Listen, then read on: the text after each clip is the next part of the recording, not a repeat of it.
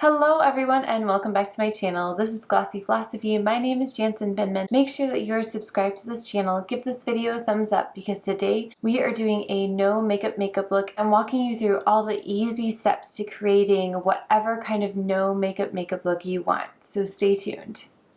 I've already washed my face and done my skincare, so let's get started by prepping the skin and neutralizing it. First, I'm going to use the NARS Smudge Proof Eyeshadow Base. So I'm just going to take that doe foot applicator, swirl a little bit on my ring finger, and then I will split it so that there is plenty for both eyes. We don't want to get too much silicone on the eyelids, otherwise that can mess with what else we are putting on our lids, from powders to creams, all of that. So just a really nice, thin, even coat of that silicone, and that will just do the trick. Now we are doing a very basic, a very easy makeup today, so there's not a lot that's going on the lid, but it's still important to do that step. Now we are going to take our corrector and just brighten up the under eye area a little bit. So again, on my ring finger, just patting anywhere where I'm seeing any discoloration or anywhere that needs just a little bit of brightness. And that includes this inner corner of the eye. We have some veins that kind of travel around in there, so it's a good idea to get up there as well. Now we are ready to start working on complexion. Because I am doing a no makeup look, I don't have to worry about fallout or really anything happening to the complexion once it's on. So I'm going to start with Lisa Eldridge's Seamless Skin Tint, and this is really, really fun. First, you just want to make sure you shake it up, make sure all the pigments are evenly distributed. I am in shade 5 right now. It is a little bit on the green side, which I kind of like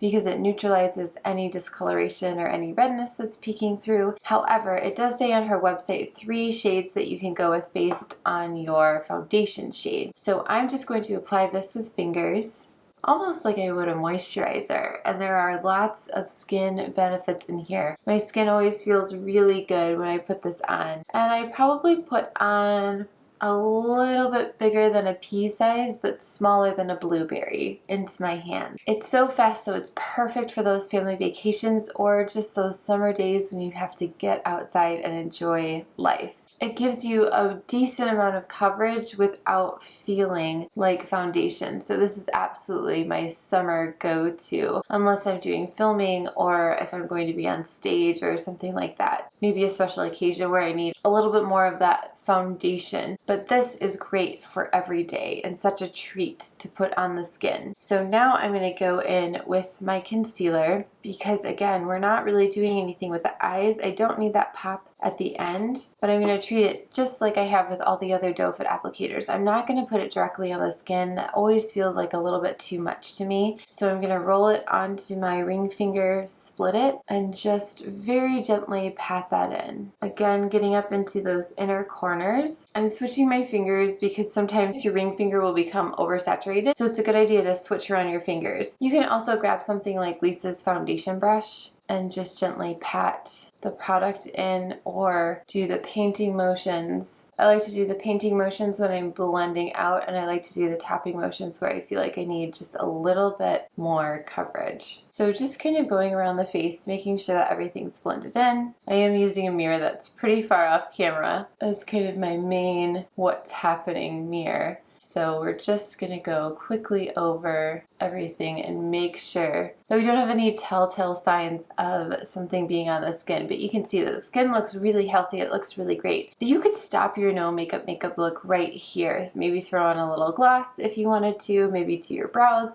But the no makeup look is really all about your comfort zone and how you want to show up in the world. I personally love makeup. I love product. It doesn't matter to me if I'm doing a very basic look or if I'm going super glam and vampy. I like doing the full face. That's how I've been trained, and it makes me feel more like myself. We are going to continue. I'm going to throw on a little gloss, mostly because my lips are feeling a little dry, and this is Muse from Lisa Eldridge. Lots of Lisa today. She's just the best. And then I'm going to do my trick of putting that on the cheek. You could also grab something like the Pixie Cheek on the Glow as well. That is a little bit of a brighter pink, but I want my lips and my cheeks to match, especially because I'm doing just a really, really basic look. So again, rolling that on the ring finger, and then I'm going to take some highlighter. I'm going to grab some of that and I'm going to mix those two together. You can do this on the back of your hand. You can do this on your ring finger, whatever feels good. And just tap that right onto the cheek, and it gives a really beautiful glow. And again, it also gets your lips into the conversation of your face. So when you use your gloss instead of a lipstick, no matter how sheer it is, it's going to be quite a very light wash of color. It is not going to be super pigmented, but it just gives a hint, like a little cheek kiss, if you will.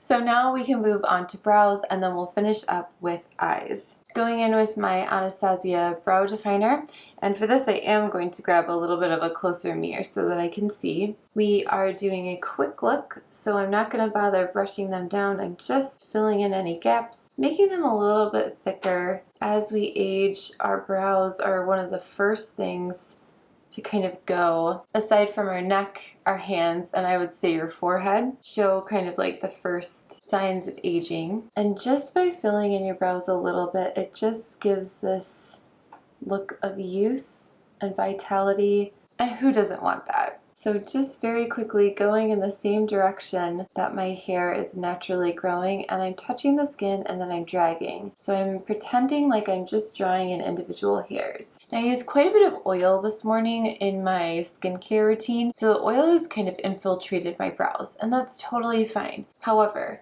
that can affect what's happening with your brow product. So if it feels like maybe it's a little bit shinier, you might want to switch up your product to more of a powder. A powder might be a better option for the summer, and if it doesn't bother you, then just stick with what you have. So for that reason, I find in the summer it's nice to give myself a little bit more time between my skincare and my makeup, just because I am using so many oils and serums and things. It's definitely going to peek through, but it's also hotter, so I might also be glowing or perspiring already in the morning. So it's nice to just give your face a moment to let everything settle, let everything kind of sink in as much as possible, and then go in with your skincare. If you are on the drier side and also using lots of oils and serums. If you are on the oily side, this is probably what you're dealing with on a daily basis. So now I am ready to kind of powder and set the face, and then we will use our bronzer to not only bronze the face, but also as our eyeshadow. Your bronzer is a great eyeshadow asset that I'm always promoting on this channel. So I'm going to grab a really fluffy big brush, my blush and powder brush, dip that into my Givenchy powder, which I've already dispersed into the cap. And it has 4 colors, so it's quite saturated. I'm just going to tap off any excess because I don't want a ton of powder. I don't want this to become a powdery look. I'm just trying to set for the day. So every time you pick up powder, you want to just give a little bit of a tap, and you probably saw some of that powder flying off, and that's totally fine. Don't worry about wasting product or anything like that. It's really not that much powder that's flying off. Really powdering through the center of the face, kind of powdering on top of that cheek a little bit, and now you see it feels a little bit more like a normal face and not quite so glowy. A little glow is great. A lot of glow just looks sweaty to me. Taking my BK Beauty bronzer brush, dipping it into that bronzer, and then just kind of finishing up the complexion with that bronze, giving a little bit of a glow, a little bit of a sculpt, and again, this is a great place to stop. Maybe you don't want to wear mascara. Maybe you're going to the beach and maybe you're not getting in the water. Maybe you're just kind of hanging out. It's still kind of nice not to wear mascara when you're on the beach because you might get wet. Your kiddos might run into the ocean and you might actually end up getting in the water. So again, this is a great place to stop. You look very healthy, you look very ready to take on the day. But if you wanted to keep going, this is what you would do. You would take something like your 201, really saturate that into your bronzer. You would just start bringing that on that outer third of the eye, and then up into the socket and into the crease. We are only using this as our eyeshadow, so you can kind of do a couple different looks. You can take lots of different brushes and create a little bit more dimension. The denser your brush, the more pigment you're putting down. So you can use one eyeshadow or one bronzer as your eyeshadow and create a full look. But we are keeping this very easy breezy. So I'm just bringing that onto the lid a little bit, just so everything is nice and connected. But I'm really focusing on that outer part And then I'm going to take my Sonia Kashuk tapered crease because it's really nice and fluffy, and I'm just like Lisa Eldridge kind of teaches us, I'm just kind of taking away some of that product so that it's not harsh. It's always a good idea to go in with a second brush when you're working with your eyeshadows because now it feels a little bit more genuine, a little bit more lived in instead of quite so stark. I'm going to go in with black Treacle, the seamless eye pencil, and do a little tight lining. And then for me, I have to do a liner. Again, it's just part of how I feel comfortable showing up in the world, so I'm going to do a very minimal line, but you, again, can stop at this point, throw on your mascara, and out the door you go. I'm going to use a kajal so it's nice and soft, and just really massage that into the roots of the lashes, almost doing little dots, and then we can blend that out with the sponge or with a brush. And I just feel like putting a little bit of liner really pops the eye a little bit more. We're not doing a wing, we're not doing anything crazy, just a little bit of liner. Again, livens up the face a little bit. Now we're going in with my favorite mascara combo right now, which is the Tarte Primer with the Lights Camera Lashes.